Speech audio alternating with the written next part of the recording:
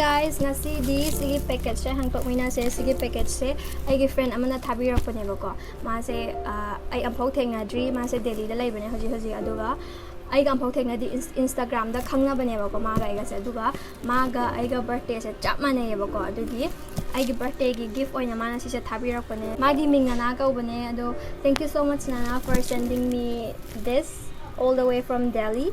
Ado aina sumagi aina di thadre sidagi aina oina magi address to aina order to bigibane and I hope she likes that I get for her. Ado ma'am si se hangtok minara se ki hantak chahi gi first birthday gift oi doine bako si hangtok isina mana thabira ko sida.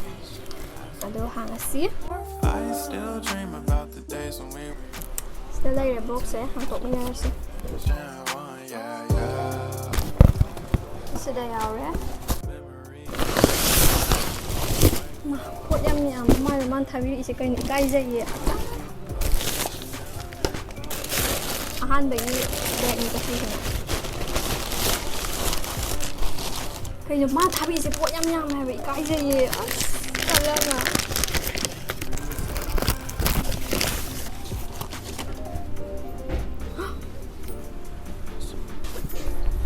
skirt Hazaye, ay kazaye ni. Pura kami kami. Ani sulit pakai tengah aja. Allah, kayu ang kami dito.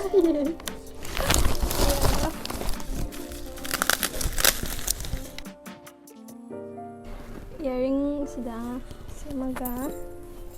Yang hazaye, sudah. Tungkap ni. Basta na necklace macam siya we. Yang pazay hai mama piri ipot sa sing sing.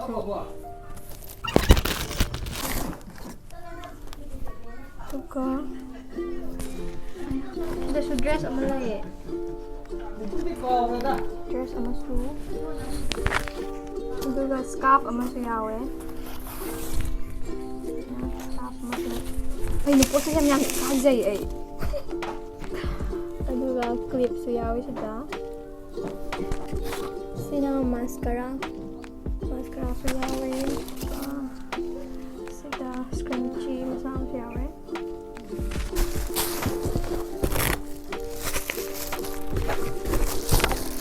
Aduga sina kumuk ni.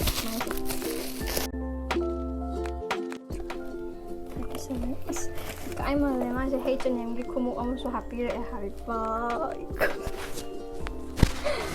Nusi so sweet of you Nana yam nusi kamu mambiyaw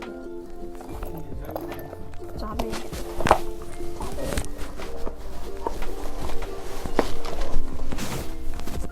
top tie it fits perfectly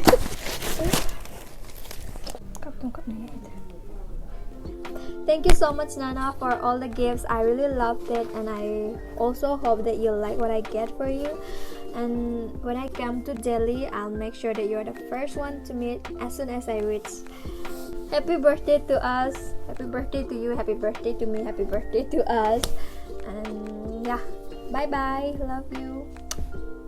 Hi there. Happy birthday to you. First of all, I wish you to be successful in each and everything you do in your life. And also, thank you very much for sending me this gift. I really love it. This is the bag and also I have this one, a very cute earrings and this top which I can't wait to try. Thank you very much dear. God bless you and I hope to see you soon. Thank you.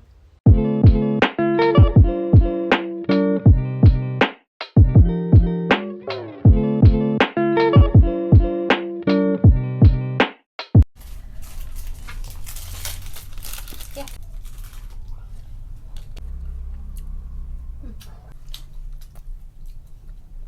I get breakfast.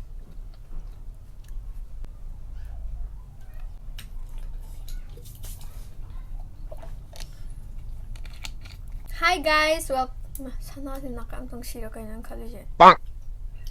Ngarang ay birthday phajana pangthokre mayam na su mayam wish mayam tawire ꯑꯩꯒꯤ ꯐ꯭ꯔꯦꯟꯁꯤꯡ ꯑꯗꯩꯗꯤ plus ꯏꯟꯁꯇꯥꯗ ꯃꯌꯥꯝ ꯑꯃꯅ ꯑꯩꯕꯨ support ꯇꯧꯕꯤꯕ ꯍꯥꯏꯕ ꯇꯥꯔꯦꯀꯣ ꯑꯩꯕꯨ ꯅꯨꯡꯁꯤꯕꯤꯕ ꯍꯥꯏꯇꯥꯔꯦ ꯃꯣꯏ ꯃꯌꯥꯝꯅ ꯋꯤꯁ ꯃꯌꯥꯝ ꯇꯧꯕꯤꯔꯛꯑꯦ ꯌꯥꯝ ꯅꯨꯡꯁꯤ ꯑꯗꯨꯒ ꯑꯩ ꯉꯝꯃꯤꯈꯩ ꯃꯦꯟꯁꯟ ꯇꯧꯔꯛꯄꯗꯣ ꯂꯣꯏꯅ ꯁ꯭ꯇꯣꯔꯤꯗꯗꯤ ꯍꯥꯞꯆꯕꯅꯦꯕꯀꯣ ꯑꯗꯨ ꯃꯇꯨꯡꯗ ꯑꯩꯗꯣ ꯄꯥꯔꯇꯤ ꯇꯧꯕ ꯈꯣꯠꯄ ꯁꯨꯝ ꯁꯦꯂꯦꯕ꯭ꯔꯦꯠ ꯇꯧꯃꯤꯟꯅꯕꯗ ꯑꯗꯨ ꯃꯇꯝꯗ ꯋꯤꯁ ꯇꯧꯔꯛꯄ ꯃꯌꯥꯝ ꯑꯃ ꯌꯥꯎꯔꯝꯃꯦ ꯑꯗꯨꯗꯣ ꯑꯩ ꯍꯜꯂꯛꯑꯒꯁꯨ ꯋꯥꯔꯕꯅꯤꯅ ꯐꯖꯅ ꯍꯥꯏꯗꯤ ꯔꯦꯁꯄꯣꯟꯁ ꯄꯤꯕ ꯉꯝꯗꯦ ꯂꯣꯏꯅꯃꯛꯇ ꯔꯤꯄ꯭ꯂꯥꯏ ꯄꯤꯕ ꯉꯝꯗ꯭ꯔꯦꯕꯀꯣ ꯑꯗꯨꯗꯣ ꯋꯥꯔꯧꯕꯤꯕ ꯌꯥꯗꯦ ꯑꯗꯣ ꯑꯩ ꯄꯨꯂꯞꯇꯤ ꯍꯥꯏꯗꯤ ꯌꯦꯡꯖꯩ ꯑꯗꯣ ꯑꯩ ꯔꯤꯄ꯭ꯂꯥꯏ ꯂꯣꯏꯅ ꯄꯤꯕꯗꯤ ꯉꯝꯗ꯭ꯔꯦ ꯑꯗꯨꯅ ꯃꯌꯥꯝ ꯋꯥꯔꯧꯕꯤꯅꯨ ꯑꯗꯨꯅꯦ ꯑꯗꯨꯒ ꯑꯩꯈꯣꯏꯒꯤ ꯏꯟꯁꯇꯥꯒꯤ ꯁ꯭ꯇꯣꯔꯁꯤꯡꯅꯁꯨ ꯑꯩꯉꯣꯟꯗ ꯀꯩꯅꯣ ꯈꯔ ꯄꯤꯕꯤꯔꯛꯑꯦ ꯃꯣꯏꯗꯁꯨ ꯌꯥꯝ ꯊꯥꯒꯠꯄ ꯐꯣꯡꯗꯣꯛꯆꯔꯤ ꯌꯥꯝ ꯅꯨꯡꯉꯥꯏ ꯁꯨꯃꯥꯏꯅ ꯌꯥꯝ ꯅꯨꯡꯁꯤ ꯁꯨꯃꯥꯏꯅ ꯄꯤꯕꯤꯔꯛꯄꯗꯣ ꯑꯗꯨꯒ ꯑꯩꯒꯤ ꯐ꯭ꯔꯦꯟꯁꯤꯡꯅꯁꯨ ꯄꯤꯔꯛꯄ ꯕꯔꯊꯗꯦ ꯒꯤꯐ ꯃꯌꯥꯝ ꯂꯩꯔꯤ ꯁꯤ ꯍꯥꯡꯇꯣꯛꯇ꯭ꯔꯤꯕꯀꯣ ꯑꯩꯅ ꯃꯌꯥꯝꯒ ꯄꯨꯂꯞ ꯍꯥꯡꯇꯣꯛꯃꯤꯟꯅꯒꯦꯅ ꯅꯝꯖꯔꯛꯄꯅꯦ ꯚꯤꯗꯤꯑꯣꯁꯦ ꯑꯗꯣ ꯄꯨꯂꯞ ꯍꯥꯡꯇꯣꯔꯛꯑꯒꯦ ꯍꯧꯖꯤꯛ ꯃꯊꯪ ꯑꯗꯨꯒ ꯑꯩꯒꯤ ꯕꯔꯊꯗꯦ ꯕ꯭ꯂꯣꯛꯇꯨꯗ ꯈꯔꯗꯤ ꯎꯠꯈ꯭ꯔꯕꯅꯦꯕ ꯍꯥꯏꯗꯤ ꯏꯟꯁꯇꯥ ꯁ꯭ꯇꯣꯔꯒꯨꯝꯕꯒꯤ ꯃꯣꯏꯅ ꯄꯤꯔꯛꯄꯒꯤꯗꯣ ꯈꯔꯗꯤ ꯑꯃꯅꯤꯗꯤ ꯌꯥꯎꯈꯤꯕꯅꯦ ꯑꯗꯣ ꯍꯧꯖꯤꯛꯁꯨ ꯑꯗꯨꯝ ꯎꯠꯂꯛꯀꯦ ꯄꯨꯂꯞꯅ ꯁꯤꯒꯤ ꯚꯤꯗꯤꯑꯣꯁꯤꯅ ꯒꯤꯐꯀꯤ ꯑꯣꯏꯅ ꯄꯨꯂꯞ ꯁꯦꯝꯕꯅꯦꯕꯀꯣ ꯒꯤꯐ ꯑꯟꯕꯣꯛꯁꯤꯡ ꯑꯗꯨꯅ ꯍꯥꯡꯇꯣꯔꯛꯑꯒꯦ ꯃꯊꯪ which one this okay sise kainona aise sise Leona pirakhibane aigi friend Leona pirakhibane sise Leo Chongtham thank you so much hangto again nangi birthday gift se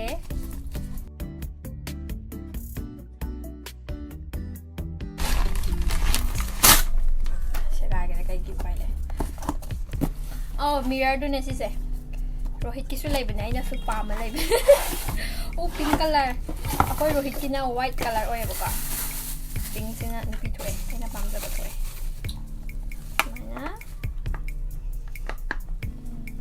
mirror ye bagi yam para thank you so much Leon I said gift khara mix up to ba nu kok sa ngawe sina khutsem khudona bibira pane the chocolate khadi lokokre koi dumna aduga sigise nahan aina utpu da phadana uthawdre bako sigise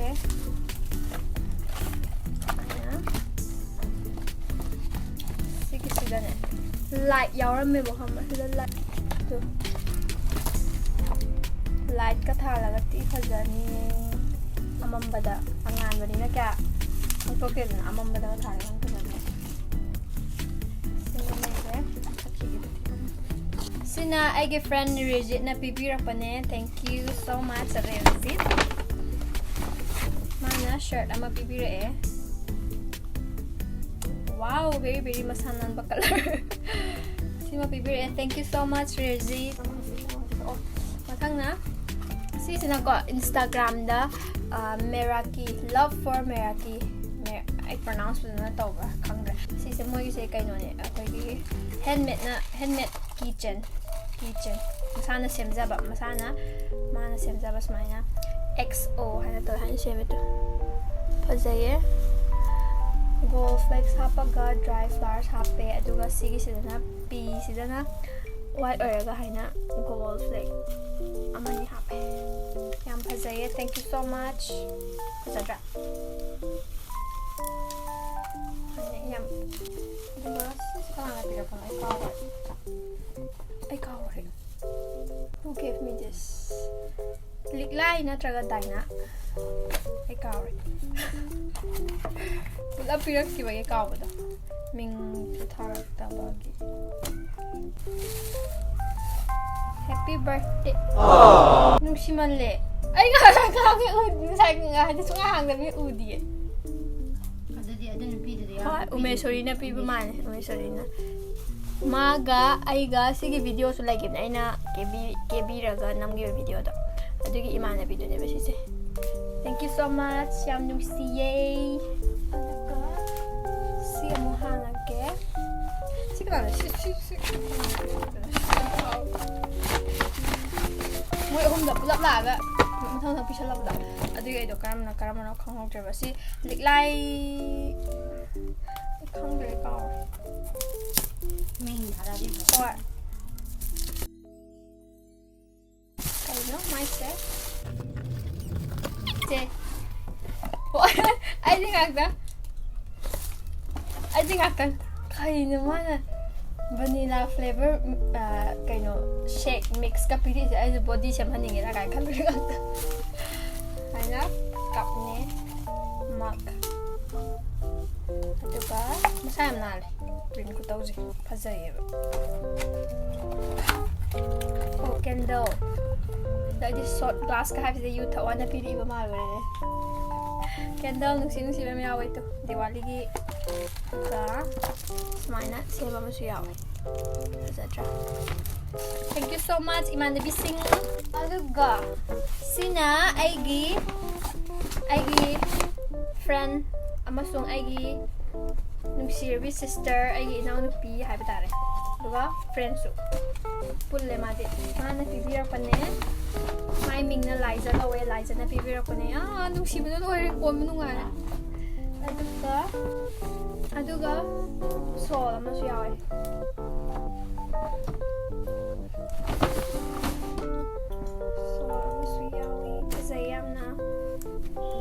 sayang nale nice one aduh ni kemana itu azayam itu itu tupiu ba habeta tupiu ba kama aduh ga ai ni yam ubudi yam ngauza ba mayawre ai sugumba yam pame ba sugumba se yam cute oi ba pot chai sing se lat nga la kai de me la khang de ai ne thak tao nga la oh, sida bowl may yawi siya. Tapos may na. Oh, ngale. Like. Yam nung siya. Gusto ko may hang bra. Uy.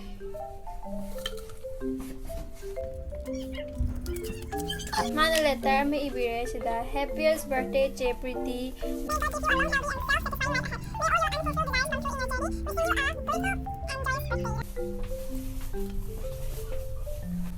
Thank you so much Liza yam pamzare nag-gift sing se nushi na siya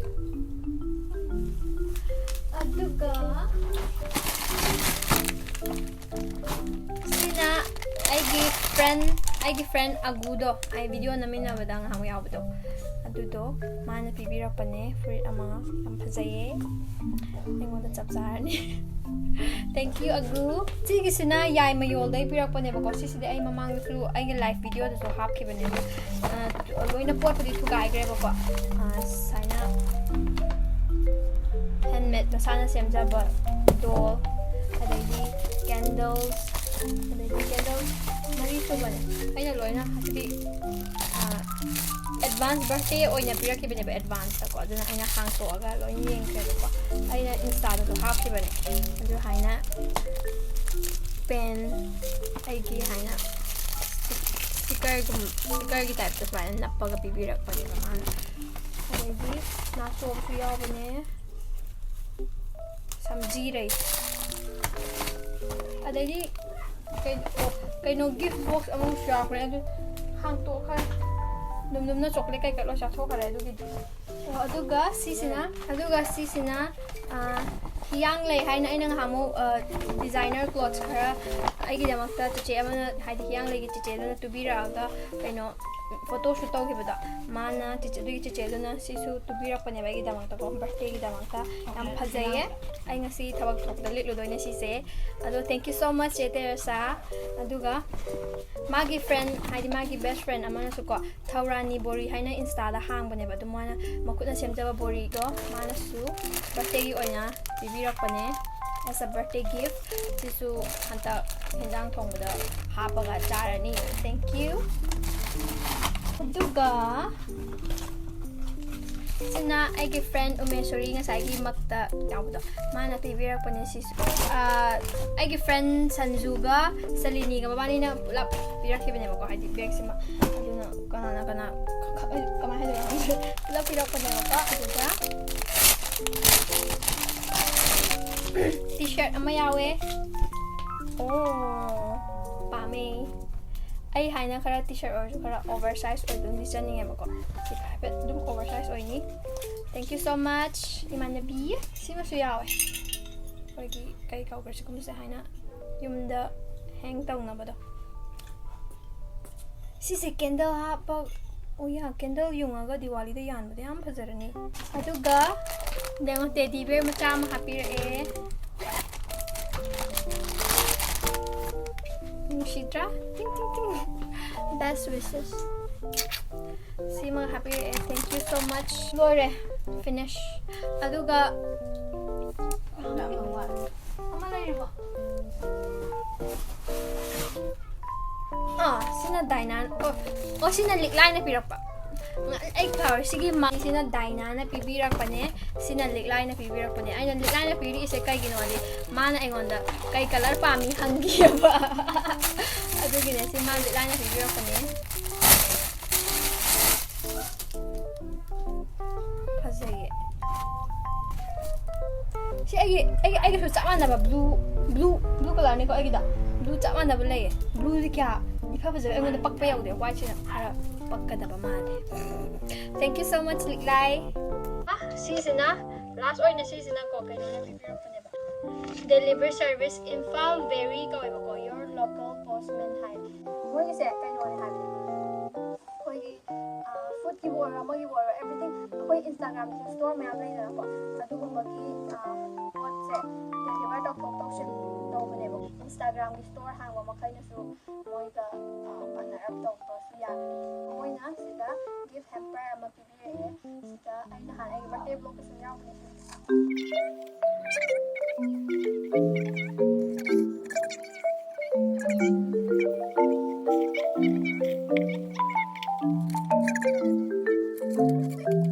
Thank you so much Falveri mayam ni so Falveri support of you ay ano ba mo ni ba ato ko so ay nagsa ko da ngai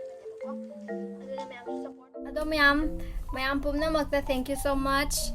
Yam harawis maina ay birthday das maina mayam tawi base mayam na wish to bira pa duga gi friends sing su haina ibu nusi bidinos maina pibir po yam thina harawe aduni ado video se lo shalage yam sangari na tadi. So nungai biradi like to bira mo subscribe to bira mo. Bye bye.